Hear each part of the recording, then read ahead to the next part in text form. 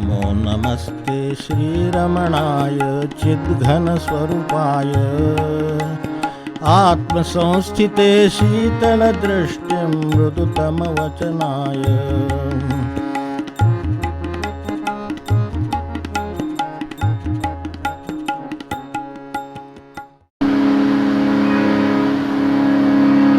ॐ नमो भगवते श्रीरमणाय।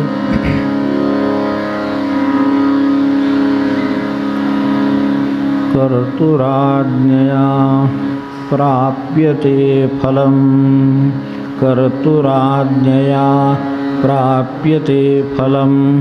कर्म किं परं कर्म तज्जडं, कर्म किं परं कर्म तज्जडं। कृतिमहो दधौ पतनकारणं, कृतिमहो दधौ पतनकारणं। फलमशाश्वतं गतिनिरोधकं, फलमशाश्वतं गतिनिरोधकम्। ईश्वरार्पितं नेच्छया कृतं, ईश्वरार्पितं नेच्छया कृतं। चित्तशोधकं मुक्तिसाधकं, चित्तशोधकं मुक्तिसाधकं। कायवाङ्मनः कार्यमुत्तमं, कायवाङ्मनः कार्यमुत्तमं। पूजनं जपश्चिन्तनं क्रमात्, पूजनं जपश्चिन्तनं क्रमात्। जगत ईषधीयुक्तसेवनं, जगत ईषधीयुक्तसेवनम्। अष्टमूर्तिभृद्देवपूजनम्, अष्टमूर्तिभृद्देवपूजनम्। फळखरे जीवा देवदेतसे, फळखरे जीवा देवदेतसे। कर्मश्रेष्ठना कर्मजडासे, कर्मश्रेष्ठना कर्मजडासे। असुनि नश्वर मुक्ती अडविते, असुनि नश्वर मुक्ती अडविते। कर्मसागरी फळच बुडविते, कर्मसागरी फळच बुडविते। ईश्वरार्पित निरिच्छते, ईश्वरार्पित अन्निरिच्छते। चित्तशुद्धियन्मुक्ति साधते, चित्तशुद्धियन्मुक्ति साधते। देहवाणिमन कार्य उत्तम, देहवाणिमन कार्य उत्तम। पूजने जपश्चिन्तनक्रम, पूजने जपश्चिन्तनक्रम। ईशबुद्धिने जगतसेवन, ईशबुद्धिने जगतसेवन। अष्टमूर्तिमय देवपूजन, अष्टमूर्तिमय देवपूजन।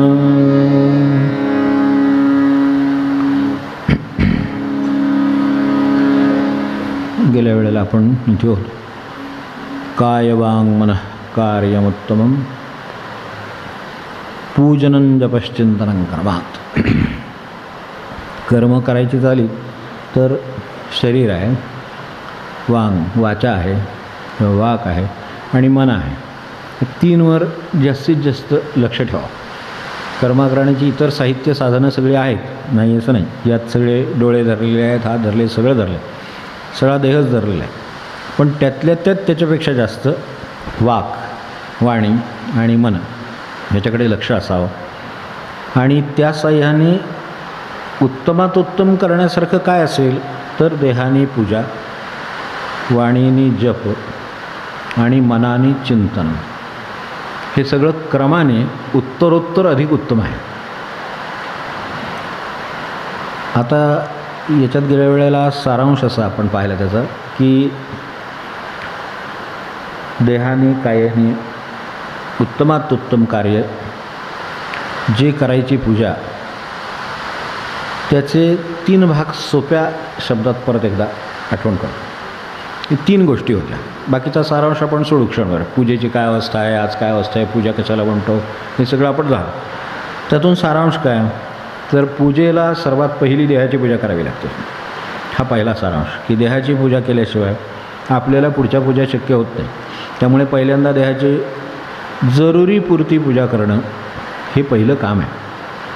आता त्याच्यासाठी निवडक साबण असावा, निवडक वेळ असावा, स्नान करावं, तेल आवश्यक असेल तर लावावं, काय आपल्याला करायचं आहे. पण बाकी जेलची गरज नाही, उंची वस्त्राची गरज नाही, अत्तराची गरज नाही, स्प्रेची गरज नाही, काशाची गरज नसते. तुम्ही लावाल तेवढ्या करता. व माणसं 10-10 फुटावरनं जातात तर इथं स्प्रेचा वास येतो, कुठे असाल तिथे. याच्यावरनं कळतं की पैसा जास्त झाला, की देहाची पूजा चालली आहे. आता ही आरास चालली आहे, ही पूजा नव्हे, ही आरास चालली आहे आता, हे लक्षात येतं. तर ह्याच्यावरनं आपल्याला आरास नाही करायची, आपल्याला देवाची पूजा करायची आहे. आणि देहाच्या देवाची जी पूजा आहे ती जरुरीपुरतीच करावी. एक वेळ देवाची पूजा करायची असेल, आरास करायची असेल, काही आनंद होत असेल तर द्यायचं आहे, त्यामुळे ठीक आहे. हे घ्यायचं आहे, त्यामुळे नको. आपण जे याच्यात म्हटलेलं आहे, आपण पाठ म्हणत असाल तर त्याचे हे पण देहाचे जाणूनी मोल, देहाचे जाणूनी मोल द्यावे स्थान तया खरे, त्याला बरोबर योग्य ते खरे स्थान द्यावे, असं जे सारांशाने म्हटलेलं आहे विचारगीतेचं चाललं आहे त्यात, की देहाचे जाणूनी मोल द्यावे स्थान तया खरे, निसर्गाच्या क्रमे त्याचे योग्य ते करणे बरे. निसर्गाच्या क्रमाने करावं. निसर्गाचा क्रम सोडून ज्यांनी करायचा प्रयत्न केला आहे ते घोटाळ्यात सापडलेले नंतर देहाच्या बाबतीत. आणि इतरही त्यांच्यामुळे जे कोणी संबंधित असतील तेही घोटाळ्यात सापडतात. तर हा महाराजांनी त्यावेळेला हे देहाला सांगितलं नाही, योगाला सुद्धा सांगितलं. साधंसुद्धा इथंही नाही. पार म्हणाले कुंडलीपर्यंत तसंच आहे. कुंडली जागृत करायची नसते, ती व्हायची असते. तसं देहाचं सुद्धा त्याच्या अवस्था आल्या म्हणजे देहाला आपोआप निसर्गक्रमाने ज्या गोष्टी व्हायच्या त्या होत असतात. त्या कोणी जर काही बदलायचा प्रयत्न केला, म्हणून आज जे बदलायचे क्रम होतात आणि त्यामुळे बरं करू म्हणतात, ते हार्मोनल डिस्टर्बन्सेस नंतर काय त्रास देतात हे ज्याचं त्याला माहितीच. जे लोक त्यातून गेले असतील ते ज्या वेळेला डिस्टर्बन्सेस करतात त्यावेळेला हे देहाचे निसर्गाच्या क्रमे त्याचे योग्य ते करणे बरे. निसर्गाने जो देह निर्माण केलेला आहे त्याला त्याचे नियंत्रण माहीत नाही का. एखादी गोष्ट असेल, नसेल, कमी असेल, काहीतरी असेल, पण त्याला तो देह कसा निर्माण केलेला आहे ते त्याला माहिती आहे. आपण आपल्या चुकीच्या पद्धतीनं त्याच्यात ढवळाढवळ करतो त्याच्या व्यवस्थेमध्ये, आणि तो क्रम बिघडला की आपल्या देहाची अवस्था आणि मग आपल्याला होणारा त्रास आणि मग मनाला होणारा त्रास, मग सगळ्या बाजूने आपल्याला त्याचा एकूणच आर्थिक असेल, इतर असेल, सगळ्या गोष्टीचा त्रास निर्माण होतो आणि चक्र बिघडून जातात सगळी. तर तसं योगामध्ये सुद्धा हे जागृत वगैरे करण्याचा अजिबात त्यांनी महाराजांनी कधीही शिफारस केलेली नाही. तो त्याचं काम आहे. ते ज्या वेळेला नामात योगाची अंग येऊन जातात तसं ते सुद्धा अंग येऊन जाईल. ते येऊन जाईल त्यावेळेला जाईल. आपल्याला कशाला त्याचा उपयोग पाहिजे. म्हणजे ते शक्तीचं आकर्षण लागून मनुष्य ह्या मूळ मार्गापासून दूर जाईल. हे सावध करण्यासाठी त्यांनी जे सांगितलं ते इथे वेगळ्या पद्धतीने सांगितलेलं आहे की निसर्गाच्या क्रमे त्याचे योग्य ते करणे बरे. ज्यावेळेला हिंडायचं त्यावेळेला हिंडायचं, ज्यावेळेला बसायचं त्यावेळेला बसायचं आहे, जाग्यावर राहायचं त्यावेळेला जाग्यावर राहायचं आहे. तर हे लक्षात ठेवावं आणि जरुरीपुरतं करायचं आहे परत ते. हे सगळं म्हणून इथे जरुरीपुरती पूजा एवढं म्हटलं. नंतर त्याच्याबद्दल हेही म्हटलं की दुसरं आपल्याला हे आहे आता पुढे त्याच्यात म्हटलं की चैनीत ठेवणे नाही. देह ज्यानं चैनीत ठेवायचा प्रयत्न केला आहे तो फसला म्हणून समजा. आणि आज देह चैनीत ठेवण्याचीच साधनं निघतात जास्तीत जास्त. आपण विचार करा क्षणभर की देहाच्या जरुरीची साधनं किती आहेत आणि चैनीची साधनं किती आहेत. तर प्रमाणाने चैनीची साधनं जास्त आहेत असं आपल्या लक्षात येईल. देहाच्या जरुरीपुरतं तर तो अन्नही आहे, देहाच्या जरुरीपुरतं वस्त्रही आहे. पण वस्त्राची अवस्था काय झाली आणि त्या अन्नाची अवस्था काय झाली आणि बाकी सगळ्या गोष्टीची अवस्था काय झाली हे ज्याचं त्याने ओळखावं आणि आपण यातून मार्ग काढावा. तर चैनीत ठेवणे नाही हे जसं आहे तशी दुसरी त्याची संतुलन पण आहे. त्याची आबाळही नसो. अंगात काय घालत नाही, गारठ्याचा त्रास झाला हेही बरोबर नाही आहे. त्याला त्याची आबाळसुद्धा करू नका, पण त्याच्याचबरोबर त्याला सजवूही नका. काय गरज नाही आहे त्याची, कारण त्यातून काही निष्पन्न होणार नाही. जे निष्पन्न होणार आहे ते चांगलं नाही आहे एवढं नक्की लक्षात ठेवायला हरकत नाही. तर चैनीत ठेवणे नाही, त्याची आबाळही नसो आणि आजन्म कष्ट करण्याची शक्ती त्यात सदा असो. हे जे आहे ते देहाची पूजा. आजन्म कष्ट करण्याची ती शक्ती पाहिजे. ती किती पाहिजे? आजन्म कष्ट करण्याची. आता आजन्म कष्ट म्हणजे काय पोटासाठी करत बसावं असा अभिप्रेत आहे का? त्याचं विवरणच आपण पहा. तर त्यावेळेला ते लिहिलं असेल किंवा नसेल तरी घेतलं तरी चालेल की प्रपंच करायचा आहे, समाजाचं देणं लागतो, इतर संस्थांचं देणं लागतो, समूहांचं देणं लागतो. तर त्यासाठी कष्ट करावे लागतात. ते कष्टसुद्धा आजन्म करता आले पाहिजेत. म्हणजे प्रपंचाचे तर आहेतच, स्वतःचे घटक असतील, कुटुंबाचे घटक असतील तर त्यांच्यासाठी, त्यानंतर समाजासाठी आणि त्यानंतर खरे तर देवासाठी. त्यावेळेला आजन्म कष्ट करायचे आहेत, त्यावेळेला सर्वात शेवटचे कष्ट त्याच्यासाठीच आहेत. पहिल्यापासूनच सुरू आहेत तरच ते जमतात शेवटी, नाही तर एकदम जमत नाहीत. मग जपात लक्ष लागत नाही, हातात माळ धरवत नाही, ग्रंथ उचलत नाही, दिसत नाही, वाचलं तर लक्ष लागत नाही. ह्या अवस्थेत करायचे कष्ट नाहीत. ते आजन्म म्हणजे सुरू. जिथं जन्म सुरू होतो तिथपासून देवासाठी सुद्धा कष्ट करायची तरतूद आहे किंवा आवश्यक. ती आजन्म जर केली असेल तर ती कायम जन्माच्या अंतापर्यंत, तेव्हा तिथपर्यंत कष्ट करायचे. त्यातले हे करायचे कष्ट कमी होतील, पण ते कष्ट कधी कमी होत नाहीत. देवासाठी कष्ट अशा अर्थाने हवेत की त्याच्या प्राप्तीसाठी आपली जी मनोरचना बदलावी लागते तिच्यासाठी लागणारे कष्ट आहे. बाकी काय, बाकी देवाला तुमचं काय, देवाचं तुम्हाला काही त्या देह नको आहे तुमचा. त्याच्यातलं जे मन आहे ज्याच्यामुळे अडकलो ते सुटण्याची यंत्रणा आहे. तर ती सुटण्याच्या यंत्रणेसाठी शेवटपर्यंत कष्ट करावे लागतात. म्हणून नाहीतर मग शेवटी कशात तरी जीव अडकतो आणि मनुष्य अडकतो. हे जे होतं हे आपण आपल्यासमोर घडताना बघतो अनेक माणसांचं. अगदी शेवटच्या दिवशीसुद्धा या महिन्याची पेन्शन आली का नाही जरा बघ. मी त्यांना बोलवत नाही आहे, हे वाक्य मी म्हटलं इतकेसुद्धा त्यांना मोठ्याने म्हणता येत नाही, सलग म्हणता येत नाही. पण पेन्शनकडे त्या महिन्याकडे बोट दाखवून माणसं ती बघ तारीख झाली, 1 झाली, 3 झाली, आली का नाही बघ. आता ती बाकीची सगळी माणसं एवढी घरामध्ये ती सगळी जेवतायत खातायत काय ते यांना काय घातल्याशिवाय राहणार आहेत का. पण तरीसुद्धा ते शेवटपर्यंत ते जात नाही. ही मनोरचना की जी देवाला स्थान द्यायला अनुकूल राहत नाही, देवाला जागाच नाही आहे, हेच सगळं भरलेलं आहे, यात त्यांनी कुठे बसायचं. त्यामुळे मन पूर्ण मोकळं करण्याची जी कष्ट आहेत ते कष्ट आहेत. तर त्या अर्थाने आजन्म कष्ट करण्याची शक्ती ते आता बसला असो. ही देहाची जरुरी पुरती पूजेचं सारांश झाला. तेव्हा महाराजसुद्धा एकदा म्हणताना जे म्हणाले ते आपल्याही लक्षात असावं की साधकाने आपला देह नेहमी कष्टात ठेवावा. की आपल्याकडे गुरुदेवांच्या सांगण्यातही आहे, आपल्याला तेच रिफ्लेक्शन तिकडेही आढळेल की साधकाने आपला देह कष्टात ठेवावा. शरीर कष्टात सतत त्याचा देह पाहिजे, त्याला आरामाची सवय लागली की त्याला कष्ट नको वाटणार. त्यामुळे त्याला हे नाही ते कष्ट करू देत.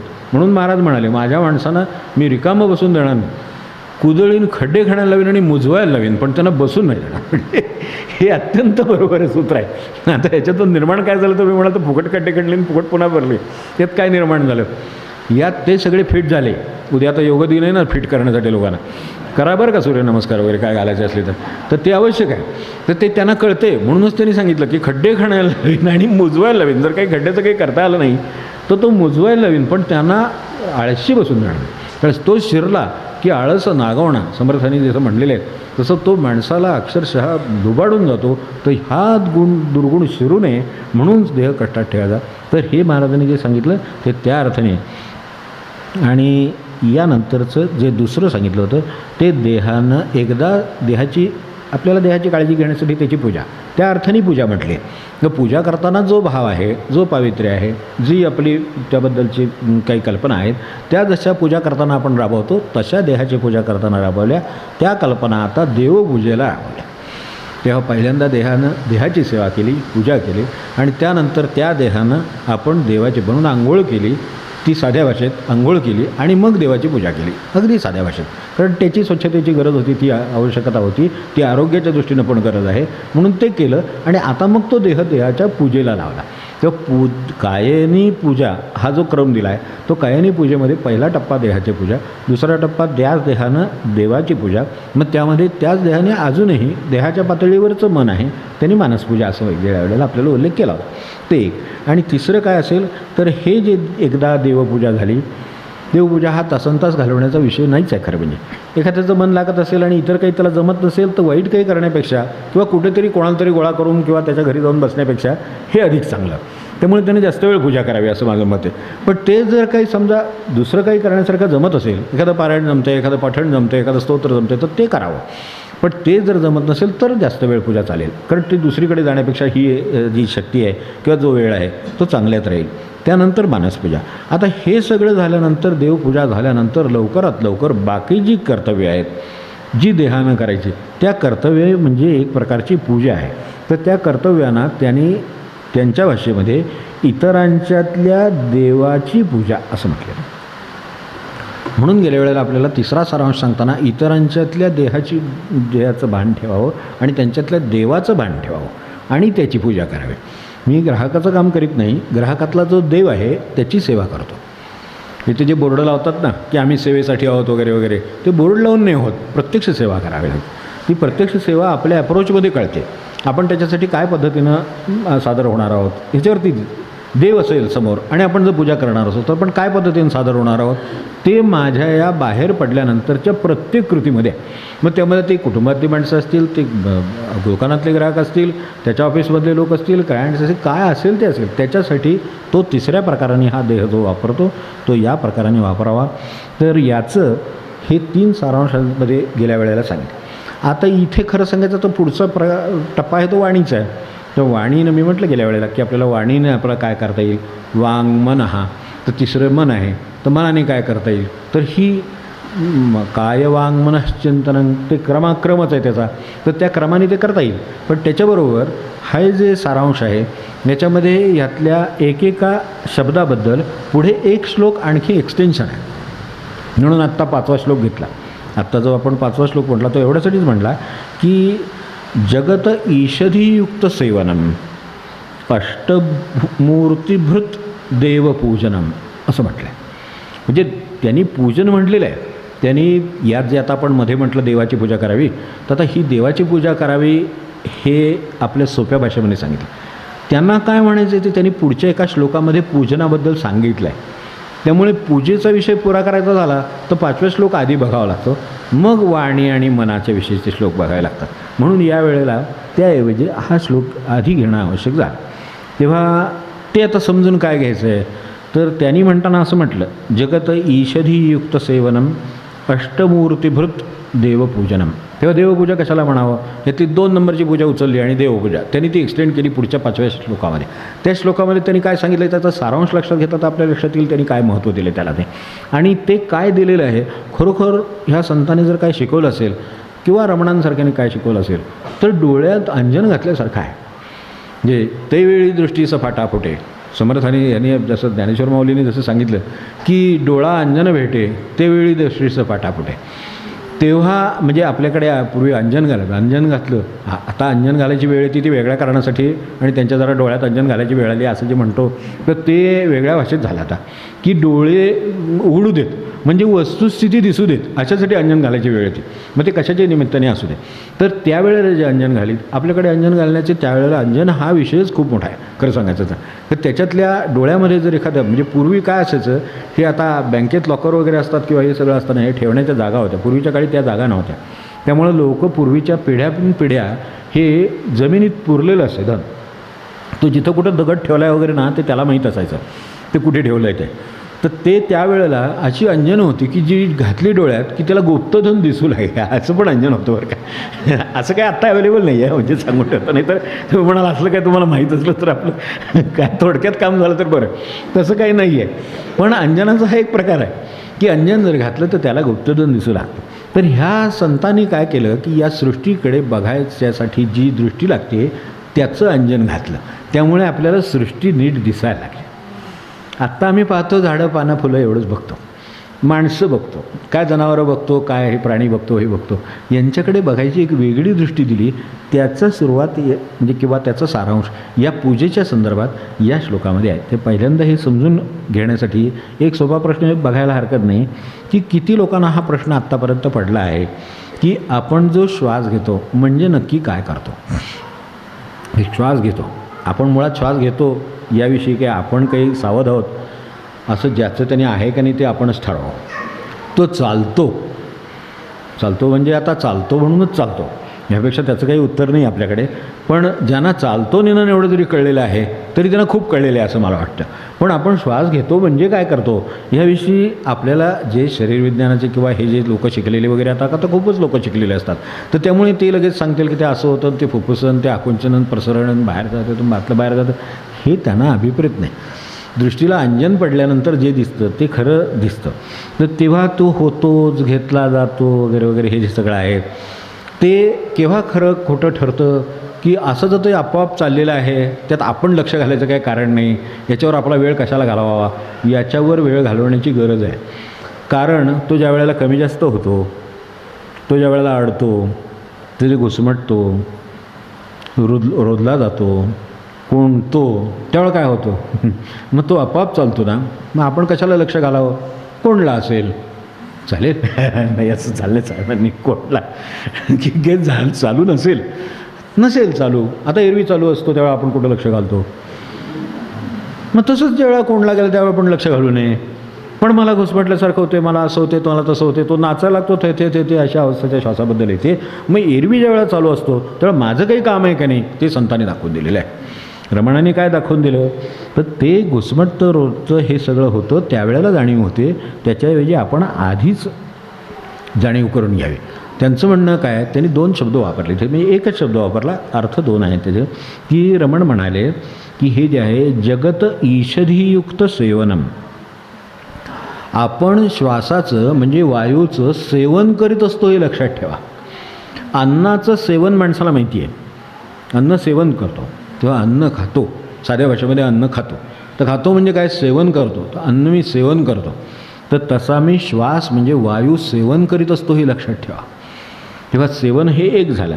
आता हे जर कसं आहे, सेवन शब्दाचं हा एक बाजू झाली, अन्न सेवन आपल्याला त्यामधली भाषा कळते, त्यामुळे तसं ते वायूचं किंवा त्या श्वासाचं त्या निमित्ताने वायूचं सेवन झालं. भजसेवायाम भक्ती आहे, तर भक्तीचं ते साधन आहे, दुसऱ्या बाजूने सेवन आहे. ते जे वायू जो आपण सेवन करतो ती वायूची उपासना आहे, ज्याच्यावर आपण जगतो. ती वायूची उपासना चालू आहे. फक्त काय झालं आहे, हे ऑटो झाल्यामुळं आपलं लक्ष नाही त्याच्याकडं.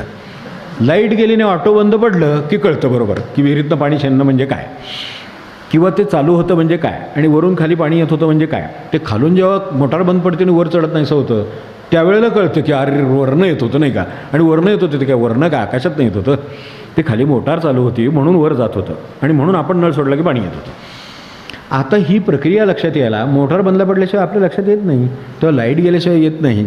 असं जर होत असेल तर सावध होण्याची गरज आहे. आपण त्या पाण्याचं सेवन करतो, ती त्या पाण्याची आपण भक्ती केली पाहिजे. त्या पाण्याची दुसऱ्या बाजूने सेवा करायची त्याची. ते जसं आपण सेवन करतो त्याची सेवा करावी लागते. आपण मला सांगा, आधी अन्नाची सेवा केल्याशिवाय त्याचं सेवन करता येतं का? हे बाबा आज मला अन्न सेवन करायचं आहे, हे तांदूळ घे 1 पावशेर, आणि हे एक तुम्हाला गहू, आपलं झालं ना, आणि काय गुळाचा एक खडा, काय आणखीन काय असेल ते, हे मीठ, असं हे आता तुम्ही अन्न सेवन सुरू करा, कारण हे अन्नच आहे. तसं चालत नाही ना, त्याची आधी सेवा करावी लागते. काहीतरी ते धुवावं लागतं, काय पुसावं लागतं, काय कशी धुवावं लागतं, काय करायचं ते करावं लागतं. हे सगळं केल्यानंतर ते सेवनाला योग्य होतं. तेव्हा आधी सेवा आणि मग सेवन. एवढं जरी लक्षात आलं तरी आपल्या लक्षात येईल की वायूच्या बाबतीत काहीतरी करायला पाहिजे आपल्याला. त्यांना असं म्हणायचं आहे की भक्तीचा विस्तार हा 8 प्रकारच्या मार्गाने होत असतो. भक्ती 8 प्रकारची माणसाला लागून आलेली आहे. म्हणजे ही कुठं जाऊन कुठल्या देवाची भक्ती करायची नव्हे. म्हणजे आपण लक्षात घ्या की ही भक्ती म्हणजे कुठल्या देवळातलं, कुणाचे कोण मानतो, कोणी नाही मानतो, कोणी ह्या देवाला जातो, कोणी त्या देवाला, त्यातली भक्ती नाही. अहो श्वासोच्छ्वास चालला आहे, कुठला धर्मन कुठलं काय आणि कुठलं पंथन कुठलं काय नाही, श्वासोच सगळीकडे चालूच आहे ना, तो वायू सगळीकडेच आहे ना, मग त्याची ही भक्ती आहे. तर ती जशी अन्नाच्या बाबतीत आधी सेवा करतो आणि मग त्याचाच सेवन करतो, तसं या बाबतीत ही वायूची उपासना करावी लागेल. तर या अर्थाने सेवन म्हणजे आपण त्या वायूचा वापर करतो. त्या वायूचं सेवन हा वापर नाही का, अन्नाचा वापर नाही का करत. आपण अन्न खातो म्हणजे त्याचा वापर करतो, आणि वापर केल्यामुळे आपण टिकून राहतो आहे. मग टिकून राहतो त्याच्यासाठी जर अन्न लागत असेल तर त्याची जशी सेवा करावी लागते, तसं आपल्या सगळं चक्र चालायचं असेल तर आपल्याला भक्तीमध्ये किंवा पूजेमध्ये, सेवेमध्ये खऱ्या अर्थाने भक्ती करायची असेल तर त्यांनी ते हे जे पुढे म्हटलं आहे, ईषधीयुक्त सेवनम अष्टमूर्तिभृत देवपूजनम. त्या 8 प्रकारच्या ह्या मूर्ती म्हणजे 8 प्रकारचे सेवनं किंवा 8 प्रकारच्या भक्ती आपल्याला करण्याची गरज आहे. तर हे आपल्याला पुढचं म्हणजे जे भगवंत गाठायचं आहे तो इथेच आहे, आणि त्याच्या भक्तीने त्याच्याशी तादात्म्य होऊन ते होऊन जाता येतं. जो मनुष्याला ज्याच्या भाषेत, आपल्या भाषेत उद्धार म्हणतो आपण, तो उद्धार करायचे मार्ग तिथे त्यांनी भक्तीचे. तर हे भक्तीचे मार्ग दिले ते कोणते आहेत? तर सेवन म्हणजे वापर हे कळतं. आपण काय करतो, सगळ्याचा वापर करायची सवय झालेली आहे. असं फायदा माणसाला समजावून सांगावा लागत नाही. फायदा माणसाला मनुष्य बघितलं, काही बघितली, फायदा त्याच्यातला त्याला कळतो, आणि नसलं तर ती वस्तुत्व पडत नाही, ते प्रसंगात पडत नाही, माणसात पडत नाही, कशात पडत नाही, कारण ह्यात आपला काय फायदा नाही आहे. तेव्हा हे जसं कळतं तसा वापर कळतो, हे कळत नाही पण करतो मात्र. फायदा कळतो पण वापर कळत नाही. आपण जगाचा वापर करतो तसं त्यांचं म्हणणं आहे. आपण जगाचं सेवन करतो म्हणजे जगाचा वापर करतो. जसं अन्नाचं सेवन करतो म्हणजे अन्नाचा वापर करतो, तसं जगाचं सेवन करतो आहोत आपण. ह्याची आता मला सांगा, असं कुठं आपण विचार केला कधी की जगाचं आम्ही सेवन करतो आहोत? जगामध्ये किती वस्तू आणि किती गोष्टी आहेत की ज्या सगळ्याचा वापर आपण करतो. आपण त्यासाठी काय करतो हा प्रश्न अजून उपस्थित व्हायचा आहे. आपण वापर करतो तेवढं मात्र खरं. म्हणजे अनेक वेळेला असं म्हणजे एकदा जर ही आता आपण बघा जगाचा वापर म्हणजे जग सोडून द्या, फार मोठी गोष्ट झाली, ठीक आहे, जगाची गोष्ट नाही. पाण्याचा वापर करतो की नाही? वायूचा वापर आपण श्वासात पाहिला, पाण्याचा वापर करीत नाही. पाणी नसलं म्हणजे काय होतं? प्राण कंठाशी येतात. आपण म्हणतो प्राण कंठाशी आले का? तर पाणी नाही मिळालं. इतका तहान आलेला माणूस आहे की प्राण कंठाशी आले. शेवटी त्याच्या तोंडात घोटभर पाणी घातल्यावर चेहऱ्यावर तरतरी आली, डोळ्यात दिसायला लागलं काहीतरी. हे जे काय सगळं आहे म्हणजे ह्या पाण्याचा वापर. आता पाण्याचा वापर तर जन्मापासून माणूस करतो आहे. तर पाण्याची त्यानं काय सेवा केली ती भक्ती आहे, ती पूजा आहे. तर पूजा कोणती? तर पाण्याचा मी वापर करतो त्याची मी पूजा करतो. जशी अन्नाचा वापर करतो, तशी अन्नाची जशी सेवा केली तशी ती जी भक्ती झाली, भजसेवायाम, ती भक्ती जी आहे. तर तशा भक्तीची तशी ह्याची भक्ती मला करायची गरज आहे. तर त्यांचं म्हणणं की ही जर जाणीव झाली म्हणजे म्हणून जाणीव जर झाली, शक्तीची झाली. आता त्या अन्नामध्ये शक्ती आहे म्हणून सेवन करतो. अन्नात शक्ती नसेल तर कोण सेवन करतो? कोणी नाही. ज्या अन्नामध्ये काहीही पोषणाची शक्ती नाही तर तशा त्याचं अन्न मनुष्य सेवन करीत नाही. पाण्यामध्ये समजा माझी तहान भागवण्याचं आणि माझं शरीर चालवण्याची जर शक्ती नसती, त्यात जे क्षार आहे, तमुक आहे, ते जे सगळं आहे ते माझ्या शरीराला उपयुक्त आहे म्हणून पाणी सेवन करतो ना. म्हणजे त्याच्यातल्या शक्तीची जाणीव होणं, त्याच्या उपयुक्ततेची जाणीव होणं, नंतर मग त्याच्या सेवेची जाणीव होणं. आणि हे अन्न आणि पाणी तर भगवंताचीच कृपा आहे मुळामध्ये. हे अन्न पाण्यावरच चाललेलं असतं. पण अन्नपाणी ही सुद्धा भगवंताचीच कृपा आहे, कारण मी उगून आणत नाही, हे उगून येतं, हे आपण बघितलं आहे. तर त्यामुळे उगून येतं. तर मग हे एकदा भान आलं की मग मला त्याचं काळजीपूर्वक सेवन करावं लागतं, जाणीवपूर्वक सेवन करावं लागतं. आज मी सेवन करतो आहे, वापर सगळ्याचा करतो, पण मी सावध असेन असं नाही. या बाबतीत मी जाणीवपूर्वक ते करत असेन असं नाही. मी जाणीवपूर्वक असं नाही असं म्हटलं. आपण क्षणभर कल्पना करून बघा की बेसिनचा नळ सुटलेला असतो आणि हात धुवायचं काम चालू असतं. बेसिनच्या नळाचं प्रमाण आणि आपल्याला लागणाऱ्या पाण्याचं प्रमाण याचं कोणी सावधपणे विचार केला का आणि करीत असेल का? कारण जोपर्यंत तिथं पाणी आहे तोपर्यंत कधी चिंता त्याची केलेलीच नाही आहे, ते चालूच असतं. त्यामुळे इकडं ताट ठेवलं काय, तिकडं भांडं ठेवलं काय, तिकडं ब्रश ठेवला काय, नळ चालू आहे. नळ चालू असला तर त्याचं काम पाहिजे काहीतरी, नसेल तर तो बंद करण्यासाठी आहे. नळ उघडण्यासाठी नाही आहे नुसता, बंद पण करण्यासाठी आहे, कंट्रोल पण करण्यासाठी आहे. मला या क्षणी जर मी तोंड धुतो आहे तर तिकडे नळ चालू असायचं काही कारण नाही. मग तोंड धुवून झाल्यानंतर ब्रश धुवायच्या वेळेला तुम्हाला तोंड धुवायच्या वेळेला चालू करा, नसेल तर बंद करा. काळजीपूर्वक सावधानतेनं सेवन हे केव्हा शक्य आहे? ही भक्ती आहे पाण्याची, कारण ते वाया जाणार आहे. जे वाया जाणार आहे ती मी भगवंताची शक्ती किंवा त्यानं मला दिलेल्या ज्या गोष्टी आहेत त्या ज्या माझ्यावर उपकार करतात, ज्याच्यावर मी जगतो, त्या गोष्टी मी वाया घालवतो आहे असा अर्थ आहे. मग माझ्या हातून काय भक्ती होणार आहे मला सांगा? भगवंत हातात दिला आणि फेकून दिला, हाती दिला चिंतामणीने दिला फेकून, त्यातला प्रकार आहे हा. तर हे हातात दिलेलं आहे आपल्या, तर भक्ती व्हायची असेल तर मला सांगा ह्या इतक्या सृष्टीच्या सगळ्या घटकांचा आपण वापर करतो, त्या वापराचा आपण काय करतो, त्यांची सेवा कोणती करतो? तेव्हा ही काळजीपूर्वक सावधानतेनं त्या प्रत्येक गोष्टीचं काम करणं. आता मला सांगा या सृष्टीची सेवा करायची काय आहे? त्यांनी सुरुवातीला एक शब्द वापरला, जगत ईषधीयुक्त सेवनम. आता धी म्हणजे बुद्धी. इथलं तुम्ही साधा शब्द बघितले ना तर आपल्या लक्षात येईल की त्यांना काय म्हणायचं आहे आणि ते बरोबर मुद्द्याचंच फक्त सांगतात. हे जग हे आपलं आहे अशी आपली समजूत आहे. इट इज अवर अर्थ. आपलं काय नाही आहे, आपण राहिलो तरी खूप आहे, की राहू दिलं तरी खूप आहे, अशी परिस्थिती आहे खरं सांगायचं तर. कारण ते जगातून पार केलं जातं त्याला. तेव्हा ते जगत ईषधीयुक्त सेवनम, ते सेवन आहेच. सेवन तर करावंच लागेल, हवा तर घ्यावीच लागेल, श्वास घ्यावाच लागेल, पाणी प्यावंच लागेल, अन्न खावाच लागेल, हे सगळं सृष्टीचंच आहे. तर हे सगळे जग जे आहे, सृष्टी म्हणा जग म्हणा, आपल्याला काय म्हणायचं ते म्हणा, तर जगत ईषधीयुक्त आहे. ते परमेश्वराचं आहे. धी म्हणजे ही जी बुद्धी, ही जी जाणीव, त्या जाणीवेनं त्याचा वापर करणं. हे जर समजा झालं असतं तर मला सांगा प्रदूषण आणि या गोष्टी आल्या असत्या का? मग आता आपण त्याला प्रमाण लावणार, याच्यावर जाता नाही, त्याच्यावर जाता नाही, त्याच्यावर मुळात जाताच नाही खरं म्हणजे. आपण ह्या मार्गाला जाऊच नाही खरं म्हणजे, असं खरं सांगायचं आहे. आता जे जागतिक आहे ते जागतिक आहे म्हणून सोडून देऊ. आपल्यापुरतं आहे तेवढं तरी आपल्याला नळ बंद करता येतो ना, मग तेवढा करावा. आपल्याला पाणी अन्न वाचवता येईल ना, मग तेवढं वाचवावं. आपल्या पानात टाकता येणं तेवढं आपण करू शकतो, पानात टाकणार नाही तेवढं करू शकतो. मग तेवढं वाचलं ना, कमी घेतलं टाकू नये, मग ते आपल्याला करता येण्यासारखं आहे. ही सेवा आहे, ज्या सृष्टीकडून मी घेतो ती भगवंताची आहे आणि ती ईषधीयुक्त सेवा नाही. ती भगवंताची आहे ही बुद्धी जाणीव ठेवून त्या जगाचा वापर करणं. जगाचा वापर करण्याबद्दल ते काय म्हणले नाही, पण ती जाणीव ठेवून वापर करण्यामुळे त्याची भक्ती होती. आपण ज्या वेळेला वडिलांचे उपकार स्मरतो त्यावेळेला आणखीन वेगळं काय पायावर फूल नाही घातलं तरी एक वेळ चालतं, पण उपकाराची जाणीव आहे, जाणीवेत त्याची सेवा आहे, जाणीवेत त्याची भक्ती आहे. तेव्हा ही जाणीवेतली भक्तीच खरी असं त्यांचं म्हणणं. तर त्या अर्थाने वापर केला तर मग आज जो अतिरेक आहे किंवा अतिरेक वाद आहे म्हणा सरळ, केवढा तरी एक अतिरेक आहे, त्या अतिरेकाने विध्वंस आहे, बाकी काही झालं नाही. कोणी केला हा विषय गौण आहे.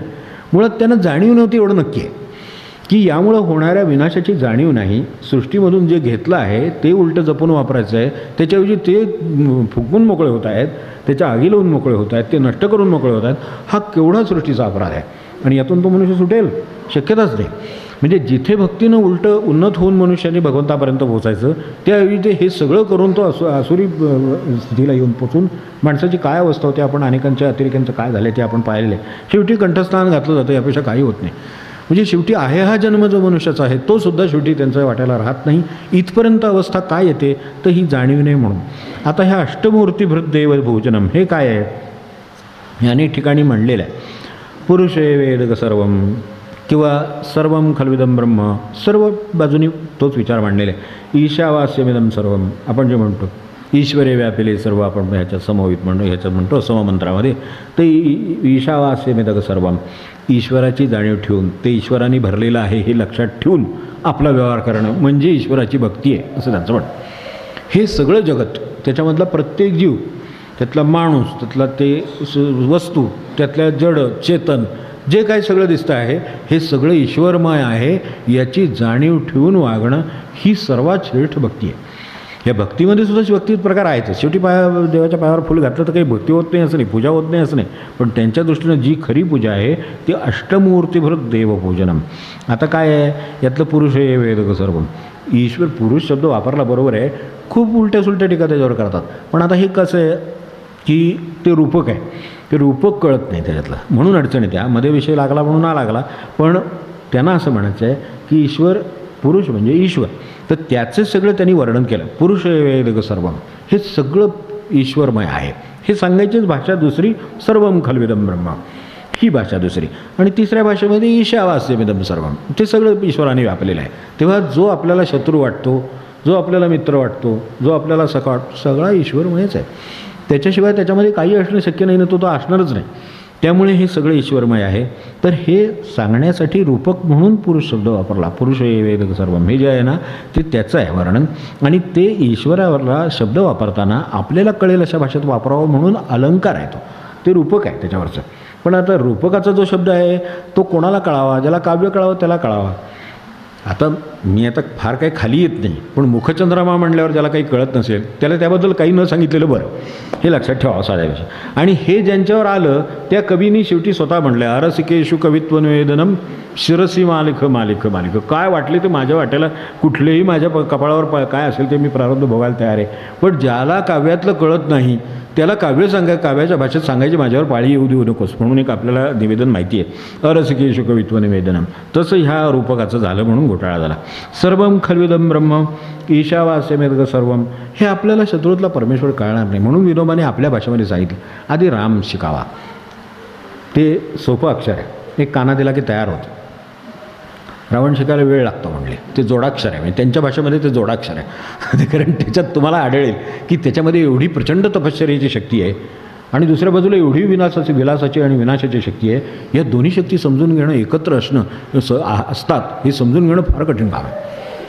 राम हा एकतर्फी काम आहे सगळं त्याचं. त्यामुळे तिथे पहिल्यांदा समजून घ्या आणि मग लक्षात येईल की ती पण शक्ती एकत्र येऊन काहीतरी घोटाळा होऊ शकतो, असं जोडाक्षर आहे थोडक्यात म्हणजे ते. त्यामुळे त्याचं वेळ लागेल. तर तसं क्रमाने समजून घेतं तर हे समजून येतं. तर ह्या ज्या सगळ्या शक्ती सांगितल्या ईशावास्यमेव सर्वम, तर सगळं बरं आता असं आहे, निदान मित्रातला परमेश्वर बघता येऊ दे, गाईतला बघता येऊ दे, म्हशीतला बघायला जरा वेळ लागतो. साध्या भाषेत सांगतो वाटलं तर की म्हशीतला बघायला वेळ लागेल कदाचित, बोकड बकरी ह्याच्यातला बघायला वेळ लागेल, पण गाईतला बघायला येतो ना, गाईतला बघायला येतो ना, मग गाईला तरी नमस्कार करत जावा सध्या, मग पुढचं पुढे बघू. मग कदाचित तुम्हाला म्हशीतला पण कळेल, मग कदाचित ह्याच्यातलं पण, मग उंदरातलं सुद्धा कळेल. मी तो जरी खात असला आपल्या घरातलं अन्न तरी तो भगवंत खातोय हे लक्षात येईल. कारण आपण घातलं नाही आहे म्हणून तो येऊन खातोय. तो उगाच खात नाही येऊन. त्याला आपण जेव्हा घालत असतो तेव्हा तो खात नसतो. किंवा हे जे लोक असतात, हे जे प्राणी आहेत, तर ह्या प्रत्येक प्राण्याला जे जीवन दिलेलं आहे, काय मांजराला जीवन दिलेलं आहे, याला जीवन, त्याची व्यवस्था त्यांनी केलेली आहे ना. ही सगळी व्यवस्थाच आहे. आपण म्हणजे सुद्धा व्यवस्थाच आहे. आपण ज्या वेळेला अन्न खातो त्यावेळेला अन्नाला काहीतरी वाटतच असेल ना. जाऊ द्या, याच्याबद्दल खरं सांगायचं तर अति त्यानं आपल्याकडे व्याख्या केलेली आहे, त्याची व्यवस्थित व्याख्या केलेली आहे की आपण अन्न खातो अशी आपली समजूत आहे. अन्न आपल्याला खात असतं हे आपल्याला 17व्या वर्षी लक्षात येतं की त्यानं 70 वर्ष आपल्याला खाल्लं आपल्या आयुष्यात. उलटा विचार आहे दुसऱ्या बाजूने, तेव्हा लक्षात येतं अति ते अन्नम, ते आपल्याला जे आपल्याला खातं ते अन्न. कारण अन्न नाही मिळालं की मनुष्य थांबतो. तेव्हा ते खायचं जोपर्यंत ते आपल्याला खात असतं तोपर्यंत मनुष्य जिवंत राहतो. अन्नमयम प्राणा. त्यामुळे काय होतं की अन्न खातोय तोपर्यंत तो जिवंत राहतो, अन्न खातोय तोपर्यंत तो जिवंत राहत, तो त्याला खातोय तिकडनं अन्न, ते अन्न त्याला खात आहे, अशी परिभाषा आहे. आता ती थोडी समजायला अवघड जाते म्हणून थोडी विचार करून लक्षात घेतली तर बरं होईल. पण आता एक नक्की की इथे ज्या गोष्टी सांगितल्या त्या अष्टधा म्हटल्या त्याने. अष्टमूर्तीभृत देवाच्या मूर्ती आहेत. पण ते कोणते आहेत तर 8 प्रकारच्या मूर्ती देवाच्या विद्यमान आहेत. कोणालाही अनुभव येणाऱ्या आणि खऱ्या अर्थाने जर पूजा करायची असेल तर करण्यासारख्या अशा 8 प्रकारच्या मूर्ती, म्हणजे याचा अर्थ देव. 8 प्रकारांनी देव विद्यमान आहे. आज कुठेही जा, कुठल्याही प्रांतात, कधीही, कुठेही, कोणत्या स्थितीत, कोणी मनुष्य असू दे, कसल्याही परिस्थितीचा असू दे, त्याला ह्या मूर्ती लागू आहेत असं त्यांचं म्हणणं आहे. ही जी आपल्याकडे जशी उपनिषदामध्ये विद्या सांगितली किंवा शांडिल्य विद्या सांगितली तशा पद्धतीच्या ह्या मूर्ती आहेत. तर त्या मूर्ती कोणत्या? पंचमहाभूतं कोणाला टळली आहेत का? आपल्यात आहेत की नाही? त्याने आपण तयार झालो. ही 5 आहेत. त्यामुळे ह्याच्याबद्दल आपल्याला दुमत असायचं काही कारण नाही. कारण त्याला एक जरी जातो म्हटलं तरी आपलं अवघड काम आहे. ह्यातला अन्न समजा आतले पोकळ्या आहेत, निवून गेल्या, आपली इम्बॅलन्स झाला, संपलं. पोकळ्या ज्या त्या जागी आहेत, म्हणजे आकाश ज्या त्या जागी आहे, पाणी ज्या त्या जागी आहे, तेव्हा हे चाललं आहे. आपण डिहायड्रेशन झालं म्हणजे काय झालं? गेलंच ना पाणी, दुसरं काय होते? मग घाला त्याच्यात पाणी, क्षार गेले, अमकं गेलं, तमकं गेलं, हे गेलं, म्हणजे हे असं करावं लागतं. म्हणजे थोडक्यात ह्या ज्या पंचमहाभूताचं शरीर आहे त्यातलं एक महाभूतसुद्धा हाडं नाहीशी होतात माणसाच्या अंगातली. म्हणजे काय होतं? मग त्यावेळेला त्याला तो फिट राहतो का मनुष्य? नाही राहत. त्याच्यामध्ये उणीव येते. कारण एक मूर्ती त्याच्यातली गेली. एक मूर्ती म्हणजे त्याच्यातली हाडं, म्हणजे ती ही आहे, पृथ्वी आहे. तर ती पृथ्वी जर समजा ह्याच्यातली गायब झाली तर एक देव गायब झाला अष्टधामधला. एक देव गायब झाला तरी काम करतात नाही माणसाला. मनुष्य किती पॅरालाइज असतो आपल्याला माहिती आहे की हे जर काम झालं नाही त्याच्याकडनं तर अशा तऱ्हेच्या 5 महाभूतं जे आहेत, पृथ्वी, आप, तेज, वायू, आकाश, हे सगळ्या त्यांच्या दृष्टीनं देवता आहे. आणि ह्या जे देव आहेत यांची पूजा करण्याची गरज आहे. तर हे 8 आणि 2 गोष्टी आपल्याला जगवतात त्यांचं म्हणणं असं आहे. एक सूर्य आणि दुसऱ्या प्रकारे चंद्र. हे सगळे मिळून प्रकाशाचं चक्र पुरं करीत असतात. आणि दुसरं एक ह्या शरीराचं पोषण करतो आणि दुसरं मनाचं पोषण करतो. असे ते 2 आहेत. त्यामुळे सूर्यचंद्र हे अशा तऱ्हेनं आपल्या प्रत्येक जीवाशी निगडित असलेले आणि आपल्याला देववत असलेले असे हे आहेत. तर हे 2 हे पंचमहाभूत सूर्य, चंद्र आणि आपल्यामध्ये असलेला जो वासनादेह जो जीव आहे तो 8वा, त्याचीसुद्धा आपल्याला सेवा करावी लागते. कारण तो आपल्याला कामाला लावत असतो. जोपर्यंत माणसाच्या मनामध्ये कशाचीही वासना आहे तोपर्यंत त्याला काम करीत राहावंच लागतं. त्याला पाणी लागो, त्याला चहा लागो, त्याला अन्न लागो, काय ते आत लागतंय त्याची जोपर्यंत त्या जीवात जाणीव आहे तोपर्यंत त्याला काम लागलेलं आहे. म्हणून त्याला वासनादेह म्हणतो.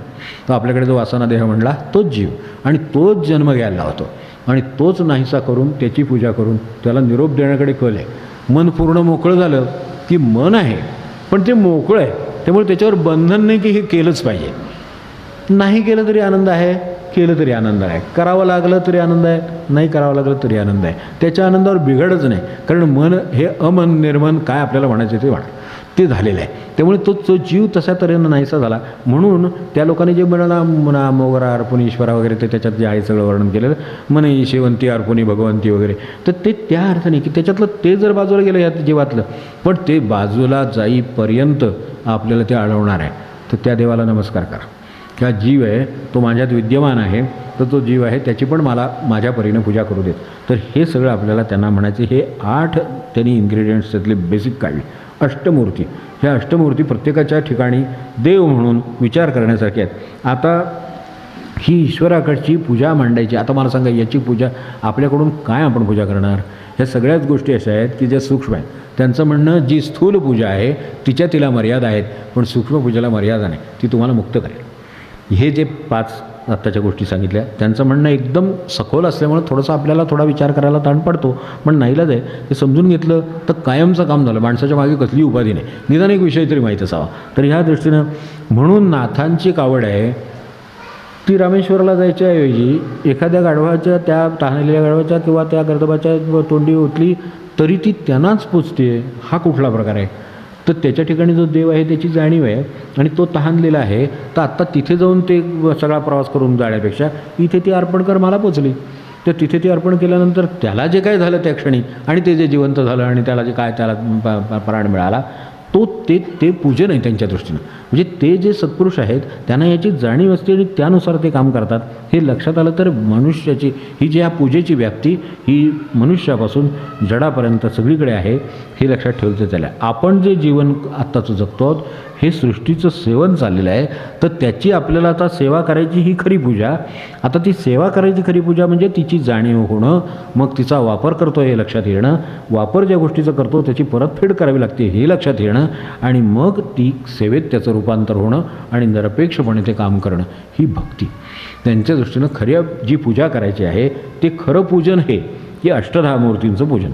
आता क्षणभर विचार करू, उपासना करायची आहे, पूजा करायची आहे, यांची उपासना करा म्हणले, पूजा करा म्हणले, ठीक आहे. आता काय पृथ्वीची म्हणजे पूजा करायची, काय करायची? तर आपल्याला आपण जसं ते काय म्हणतो आपण भूमिपूजन वगैरे करतो तसं काय आहे, ते आम्हाला पुढचं काम असते म्हणून ते भूमिपूजन करतो. नाही तर उठून बाहेर आला आणि भूमीला नमस्कार करून पूजा करून गेला असं काही होते का? त्याला घर बांधायचं आहे, ती व्यवस्थित झालं पाहिजे म्हणून भूमिपूजन. तर ते तसं नव्हे, ह्याच्यात निरपेक्षपणे अहो पृथ्वी आधीचीच आहे आणि आधीचेच उपकार आहेत ते फेडायचे आहेत. ते भूमिपूजन करा, त्याबद्दल प्रश्न नाही, पण आधीचं जे त्यांनी उपकार केलेले आहेत त्याचं काय करणार, ही खरी पूजा आहे. तर त्या अर्थाने आपण एक क्षणभर विचार करावा की पृथ्वीवर पाय ठेवण्यापूर्वी आपल्याकडे श्लोकही आहेत, म्हणलेही जातात, काही लोक ते करतातही, नाही असं नाही, पण ते बरोबर बघा, क्षणभर विचार करा की पृथ्वीवर पाय ठेवण्यापूर्वी आपण पादस्पर्शन क्षमस्व म्हणतात की माझं पायाने मी तुला स्पर्श करतो आहे, की जी खरी देवता आहे. आता पृथ्वी आप तेज वायू आकाश विचार करायचा ना, म्हणून हा प्रश्न आला. तर आता ते क्रमाने विचार करत गेलं तर लक्षात येईल की तिला पायाला आपण ते पाय लावतोय, ज्याची पूजा करायची आहे त्याच्यावर आपल्याला पाय ठेवावा लागतो, ही कल्पना आपण विचार करून बघा. म्हणजे मग लक्षात येईल की ते पादस्पर्शन क्षमस्व मे हे काम मागितलं की माझ्याकडनं पाय ठेवण्याचा आता अपराध होणार आहे, तर तो अपराध होऊ नये आणि मला त्याच्याशिवाय मार्ग नाही आहे दुसरा, म्हणून मी हा करतोय, तर क्षमस्व मे. तेव्हा त्यासाठी क्षमा मागितली, यानं खरी माणसाच्या दिवसाची सुरुवात झाली. पण हे इथपर्यंतही ठीक आहे. आता इथपर्यंत आधी कोण करतो हा प्रश्न, पण त्याच्यापर्यंत इथपर्यंत कोणी करत असेल समजा, तरीसुद्धा क्षणभर विचार करा, आपण झोपणार कॉटवर, काय आपले काय आता सध्या आता कॉटलाही एक प्रकार राहिला नाही, जे काय असेल ते, तर त्याच्यावर आपण झोपलेले आहोत. तर तिथून आपण उतरणार आणि म्हणताना म्हणणार की पादस्पर्शन क्षमस्व. कॉट कशावर उभी आहे? कॉटचे पाय आधीच टेकलेले आहेत. जे काही दिवाण आहे आपलं, काय जे काय बेड आहे त्याचे पाय कशावर टेकलेले आहेत? ते जमिनीवरच टेकलेले आहेत ना, ते आधीच टेकलेत, त्याच्यावर आपण बसलो आहे. म्हणजे ते पाय मुळातच पृथ्वीवर टेकलेले आहेत. तर खरं सांगायचं तर माझ्यावर उपकार आधीच झालेले आहेत. आत्ता मी की क्षमा मागतोय, ती मी हा देह टेकतोय, देहाचे पाय म्हणून मागतोय, त्याची आधी खरं त्याची सुरुवात आधीच झालेली आहे की मी ज्या वेळेला वरून मी उतरलो म्हणून पृथ्वीवर पाय ठेवलेला कळला, पण त्याच्या आधी माझ्या कॉटचे पाय पृथ्वीवरच आहेत आणि त्याच्यावरच मी बसलो आहे, तिचं वजन आहे, माझं त्याच्यापेक्षा आहे, हे सगळं जे आहे हे सगळं त्या पृथ्वीवरच आहे आधीचं. तेव्हा आधीच्याच भाराची आधी पहिल्यांदा जाणीव ठेवली पाहिजे की बरं बाबा तिने ही कॉट उभी करून दिली आहे म्हणून तीच खाली नसती, आपल्या रोजतात त्याच्यामध्ये ते चिखल झाला आणि तुम्ही कॉट टाकायला गेला, ती खाली जात जाते, मग काय त्या कॉटचं राहतं मला सांगा, किंवा काय त्याचं बर्गाचं राहतं? काही राहत नाही. तो पृथ्वी आहे आणि ती आपलं काम करते, ती त्या स्थितीत आहे म्हणून ती ते पाय पेलते, हीच आधी जाणीव ठेवली पाहिजे. त्यामुळे तिची पूजा करायची म्हणजे आपले ते पाय मुळात आधी पृथ्वीच्या पोटावर उभेच आहेत आणि ते तिने सांभाळून ठेवले म्हणून रात्रभर सुखाची झोप घेतली आहे. ही जाणीव राहिली तर मग पाय टेकताना जे काय म्हणणार आहोत त्याच्याही मागं अजून काहीतरी म्हणण्याची गरज आहे आणि जाणीव ठेवण्याची गरज आहे, हे होईल. आता पृथ्वीची उपासना करणार म्हणजे काय करणार, की जो मी निवांत झोपलेला होतो, ज्या वेळेला माझ्या कॉटचे पाय त्याच्यावर टेकलेले होते, तिने ते पोटावर व्यवस्थित सांभाळले होते, मध्ये कुठे तोडले नाही, मोडले नाही, जिरू दिले नाहीत, पृथ्वीत घेतले नाहीत, हे सगळं झालं म्हणून ही सुखाची झोप मला काय 8 तास काय 7 तास काय ती मिळाली, याची जाणीव जर राहिली तर तिच्याकडे कोणते गुण आहेत ह्याच्याकडे लक्ष जाईल. ती तो देव आहे. देव हा गुणांचा समुच्चय असतो. त्यामुळे गुणांचा समुच्चय म्हणजे त्या पृथ्वीनं ज्या वेळेला मला जाणीव नाही, हो मी झोपलेला होतो, मी 6ला जागा झालो, काय 5ला जागा झालो, 7ला जागा झालो, जागा झाल्यानंतर पादस्पर्श क्षमस्व, जागा नव्हता त्यावेळेला तरी सोडलं, त्याचं काय करायचं. तर त्याच्यातलं एवढंच शिकायचं की तिच्या ठिकाणी सहनशीलता आहे. तुम्हाला जाणीव नसली तरी ती उपकार करीत असते. आपल्याला जाणीव असली तरी उपकार करायची भावना नसते. तर जाणीव जिथं नाही तिथंसुद्धा, कारण आपण झोपलेले आहोत, ती जाणीव बिणीव काही नाही, निवांत आहोत. मग हे निवांत जे आहोत त्यावेळेलासुद्धा ती सहनशील आहे. तर पृथ्वीच्या बाबतीतनं हे शिकावं की तिच्याकडे सहनशीलता आहे. आपण तिचं काहीही पादस्पर्श क्षमस्व नाही म्हटलं तरी ती पुन्हा तुम्हाला चालायला देणारच आहे. नाही तर हा पादस्पर्श क्षमस्व मांडला नाही, पाड होतं सगळं, पाय खाली ठेवला की मोडला म्हणून सापडा. असं जर करायचं ठरवलं तर माणसं करतात का नाही सांगा मला. नाही उपकाराची जाणीव ठेवतो, बघू काय होते ते, मग पुढच्या वेळेला बरोबर कार्यक्रम हाणून पाडतील तर पडतात का नाही. मग हे माणसाने हे शिकावं की अरे मला पृथ्वी पडते का, पृथ्वीची उपासना करा असं जे म्हटलं ते काय करा, तर सहनशीलता ठेवा, तिच्यासारखी क्षमाशीलता ठेवा आणि तिच्यासारखा आधार द्या कशाला तरी, तेव्हा तिची उपासना होईल. तेव्हा ह्या 8-10 मूर्ती आहेत, यांची उपासना म्हणजे कुणाला तरी असा निरपेक्ष आधार द्या. पृथ्वीने आधार दिल्याबद्दल भाडं मागितलं का आपल्याकडे, ज्यांनी घर बांधलं तो मागत असेल तिच्यावरच, पण तिच्यावर घर बांधले बरं का, तो भाडा घेत असेल, पण पृथ्वीने आपल्याला 7 तास रात्रभर सांभाळलं आणि आता पुन्हा सांभाळायचे 24 तासाला, तो फिरेल, चालेल, गाडी चालवेल, पण गाडीचं चाक पृथ्वीवरच आहे परत. पुन्हा आकाशात विमान उडतं म्हणजे काय झालं, पुन्हा ते जमिनीवरच येतं ना, का तिथंच राहतं आपलं. तर ते पण नाही आहे शक्यता. आणि तिथंच राहिलं म्हणजे घोटाळा असतो, माणसाचे जीव खालीवर होतो, खाली उतरत नाही आहे कुठं. म्हणजे तो वर जाताना घोटाळा वाटतो, वर राहिलं म्हणजे त्याच्यापेक्षा वाटतो. कारण शेवटी माणसाला जमिनीवर पाय टेकले एकदा त्या विमानाने, म्हणजे त्याचे पाय जमिनीवर टेकले म्हणजे आपला जीव भांड्यात पडतो. आता काय परदेशात जायचं कॅन्सल करतात माणसं, जर हवामानाचं आता येईल बघा आता एक तर त्यावेळेला ते म्हणतात ते परदेश राहू द्या, आम्हाला मुंबईत उतरावा बास. आता कशासाठी उतरावा, जाता आहे ना, मग जावा ना तिकडे. तर जे जाणार आहे ते गरगरायला लागलं तिथे, पुढे ढग आले आणि काही दिसेन असं झालं आणि ते पक्षी आपटायला लागले आणि अमकं झालं. मुकाट्याने खाली उतरावं आम्हाला तुम्ही पुण्यात नव्हतं, मुंबईत नव्हतं, पुण्यात उतरावं, खाली एकदा जमिनीवर पाय टेकू द्या. आता जमिनीचं कळलं का काही, जे आकाशात विहार करत होता ते जमिनीच्या कृपेनं करत होता, हे लक्षात आलं ना. मग ते जर लक्षात आलं असेल तर आता सांड लवण नको, ते पुढचे सगळं आहे पुढे त्या पृथ्वीबद्दल. निदान अगदी 3 गुण. एक साधी म्हणजे सहनशीलता ठेवा. कुणाला अलीकडे सहन करण्याचा प्रश्न आहे, प्रश्न पडला की उत्तर देऊन मोकळं ताडका. कोणाला काय सांगितलं की लगेच त्याची प्रतिक्रिया आहे. अलीकडे किती लोक मला विचारतात, म्हणजे पटकन रिॲक्ट व्हायला होतं मला, म्हणजे आजच्या भाषेत सांगतो, कारण ते आता भाषा आपल्याला आता हीच येते, आपली भाषा येत नाही. तर त्यामुळे काय होतं अडचण, की मी खूप चटकन रिॲक्ट व्हायची मला सवय आहे. तर मी काय करू, आता काय तर तुम्हीच सांगा, आता मी काय सांगत नाही, त्यावर आपल्या वेळ नाही एवढा, पण ते रिॲक्ट व्हायची सवय. लगेच जा म्हटलं की आता समजा बाजारात जायचं, मुलीला सांगितलं जरा घेऊन येतेस का, आत्ताच आणायला पाहिजे का, नंतर मी बाहेर जाणार आहे त्यावेळेला येताना अडलं तर नाही नका चालणार. आता जर नंतर चालत असतं तर आत्ता तुम्हाला सांगितलं असतं का, तेवढं आहे ना, तुम्हाला तुमचीच आई आहे, तुमची आई म्हटलं तर तिला काहीतरी ते असणारच ना त्यातलं काहीतरी, तर ते तिच्याकडे आहे म्हणूनच तुमच्याकडे आहे. तर त्यामुळे आता तिने ज्या वेळेला सांगितले किंवा वडिलांनी सांगितले म्हणा, किंवा एवढं काम करतोस का, तर त्यांना ते आहे म्हणूनच, त्याची गरज आहे, काहीतरी अर्जन्सी आहे म्हणूनच विचारलं एवढं जरा करून येतं जरा, मग मी येताना येऊ का, मग जाताना जाऊ का, मग मी नंतर जाणार आहे तेव्हा आणू का. अरे काय मला सांगायचं, आता कशी सहनशीलता, कशी क्षमा आणि आधार, आपण सगळ्याचा विचार आता आपणच करा. आपण आपलं नम्राणाचं नामस्मरण करू. मी फक्त त्यातल्या 8-10 मूर्तीपैकी पहिल्या मूर्तीचं पूजनाबद्दल बोललो, आणखीन तपशील आपण विचार करा. वेळ संपली.